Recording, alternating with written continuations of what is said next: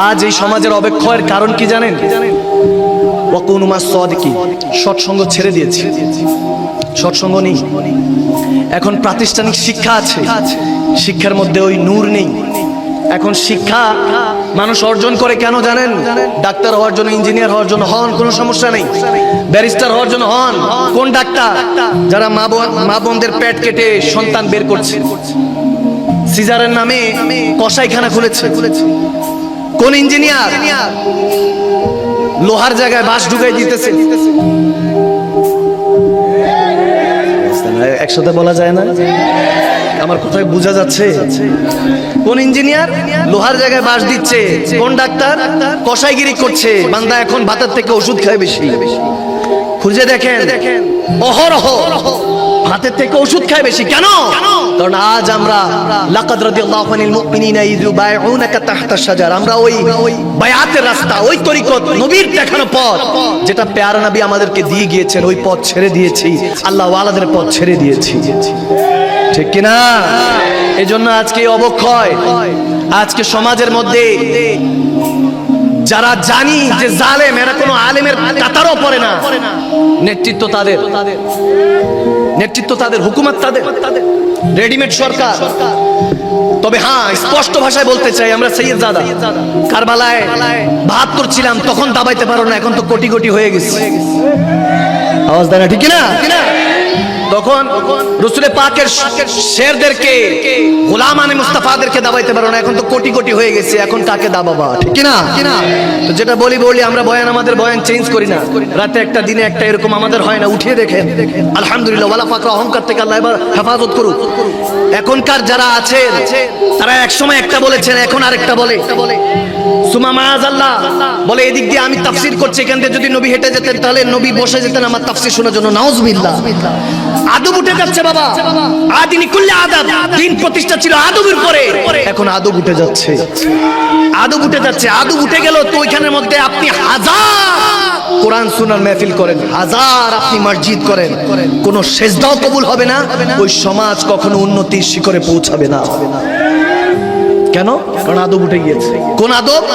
সরকারে দো আলম সৈয়দুল মুরসালিন রাহমাতুল লিল আলামিন নবী, আমার প্যারা নবী, মুহাব্বত, আদব যখন উঠে গেল তখন আর আপনি কোনো কিছু খুঁজে পাবেন না। আজ হিন্দুস্তানের মধ্যে আই লাভ মুহাম্মদ সাল্লাল্লাহু আলাইহি ওয়াসাল্লাম বলা যায় না। আপনি খুলে দেখেন, হুজুরে পাককে ভালোবাসি, এখন অনেক হিন্দু প্রিস্ট, ঠাকুরা, আমি নিজে শুনেছি, এনারা বলছেন पैगंबर मोहम्मद को मोहब्बत करके देखो, उनके नाम पे मोहब्बत मिलता है, दहशतगर्दी नहीं, टेररिज्म नहीं, ওনার নামে मोहब्बत প্রচার হয়, সন্ত্রাসী না, ঠিক না? ওনারা নিজেরা বলছে, প্রিস্টরা, ঠাকুরা বলে, আমাকে দিলে, আমাদেরকে বলে, মুझे জেলখানা में डाल दो, मुझे कैदখানা में डाल दो। ওনারা নিজে বলছে। তো বিধর্মী বুঝতেছে, আমরা কামেল ফারেক, মুফতি আজম, মুহাদ্দিস আজমরা বুঝি না। আওয়াজ দেয় না? বর্তমানে সমাজের কুমাল হকমুরুন হকতা তিতা, আপনাদের অনেকের কাছে খারাপ লাগতে পারে, কিন্তু আমরা বলে যাব, তিতা হলো তিতা। মুমিন জানে তিত কলা খেলে রক্ত পরিষ্কার হয়, হকের কথা বললে ঈমান পরিষ্কার হয়। এজন্য হকের কথা বলতে হবে, দৃঢ় কণ্ঠে বলতে হবে। এই গণতন্ত্র নামে ষড়যন্ত্র আমরা কখনো অ্যাকসেপ্ট করব না। আহলে সুন্নাত ওয়াল জামাত, সুন্নি মুসলমানরা আজ যখন একত্রিত হয়েছে, আমরা খেলাফতে ইসলাম, রিয়াসতে ইসলাম কায়েম করব, ঠিক না? লাগলে বদরের ৩১৩ জনের মতো হয়ে যেতে হবে। যখন ৩১৩ জন মাঠে নেমেছিলেন, কাফেররা তারা বলতেছিল, তিরস্কার করছে, বলে, দিন এনে দিন খায়, এরা কি পারবে আমাদের সাথে? ৪-৫টা তলোয়ার বুখারী উঠিয়ে দেখেন, ওলামায়ে কেরামরা আছে, ৭-৮টা ঘোড়া। দেখা গিয়েছে যখন আমার নবী বলতেছে, আগামী কালকে তো যুদ্ধ হবে, ইকরামা তুমি যাবা, বলে, ইয়া রাসূলুল্লাহ আপনি হুকুম দেন, মানুষ তো মানুষ, লাগলে জিন জাতি যেটাকে দেখি না তাদের সাথে লড়াই করতে রাজি আছি। সুবহানাল্লাহ। হযরত সিদ্দিক আকবর দিকে আমার প্যারা নবী তাকিয়ে বলতেছেন, আরে প্রথমটা বুঝেন না, বিসমিল্লাহ বুঝেন, তাহলে ওয়ালা দাল্লিন বুঝে চলে আসবে। আমরা এখনো বিসমিল্লাহ বুঝি না। বিসমিল্লাহ বুঝে গেলে আপনার অন্তরের মধ্যে ঈমান, তাকাত পয়দা হবে। এই ঈমান দিয়ে খোদার ইজ্জতের কসম, জমিনে যা বলবেন আরশের মালিক সেটা কবুল করতে থাকবে। সুবহানাল্লাহ।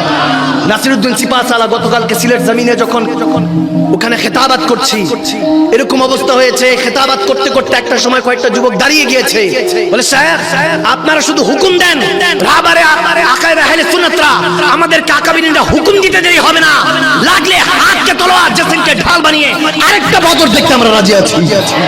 দুই হাত তুলে বলেন রাজি আছেন কিনা বলেন মুসলমান বলেন। যারা ইহুদি নাসাররা আমাদেরকে বলেছিল ওই কাফের 1200 আগের দিন উট জবাই করে খাওয়াইছে উতবা সাহেবা আবু জাহেল, তারা যাতে শক্তিশালী হয়, অথচ মুসলমান একটা খেজুর খেয়ে ওই বদরের প্রান্তরে নেমেছিল। যারা একটা খেজুর খেয়ে 3 দিন পরে নেমেছে তাদেরকে বলতেছে দিন এনে দিন খায়, কারণ গারিবানা মুসলমান ছিল, বেশি টাকা পয়সা ছিল না, সব ইসলামের জন্য দিনের জন্য খরচ করে ফেলেছে। তখন বলতেছে এরা কি পারবে আমাদের সাথে।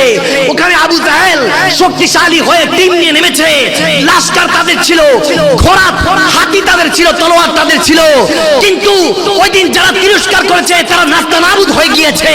313 জন মুসলমান ইতিহাস রচনা করে দেখিয়েছে, ঠিক কিনা? তাহলে সেই ইসলাম দরকার আছে কি নাই? আওয়াজ দেন, দরকার আছে কি নাই? তো তেনারা কি গণতন্ত্র করছে? এই যে দেখেন না এখনকার জেনারেশন কেন মুসলমান হয়ে মুসলমানকে কাটে, রাজনীতির নামে কাটে, খেলার প্লেয়ারের নামে কাটে, ভাই ভাইয়ের সাথে একই মায়ের কোলে বড় হয়েছে জায়গা জমিনের জন্য কাটে। কেন? কারণ আজ তার অন্তর থেকে হুব্বে মুস্তাফা আমার রাসূল পাকের ইশক কেড়ে নেওয়া হয়েছে। এই ইহুদি নাসারাদের সালতানাতের মধ্যে দাজ্জাল যা যা দরকার তা সব আমাদেরকে দিয়ে দিয়েছে। এই মাহফিলগুলি কত কাল হবে আমরা জানা নেই। আমি আঘাত করে বলছি এই মাহফিলগুলি আর কতদিন হবে? ইল্লা মাশাআল্লাহ এখনো কিছু কিছু ওলামায়ে কেরামদের জন্য হচ্ছে। বড় বড় লিডার বিভিন্ন দেশের বিদেশের মধ্যে বড় বড় লিডাররা আজকে জেলে পুরে রেখেছে তাদেরকে। দেখেন আমরা যে ওয়াইসি আমাদের যে একটা সংস্থা আছে ইসলামিক, ওই সংস্থার মধ্যে বড় বড় যারা নেতৃবৃন্দ থাকার কথা তাদেরকে দুনিয়া থেকে সরিয়ে দেওয়া হয়েছে। এভাবে এভাবে আমাদেরকে অকেজো করা হয়েছে।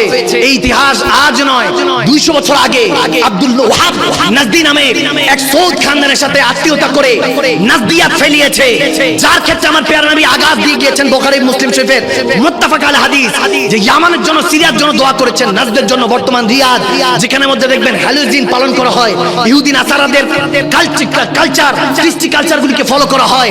মুসলমান নামে লেবাসে আছে, ভিতর থেকে ঈমান চলে গিয়েছে, ঠিক কি না?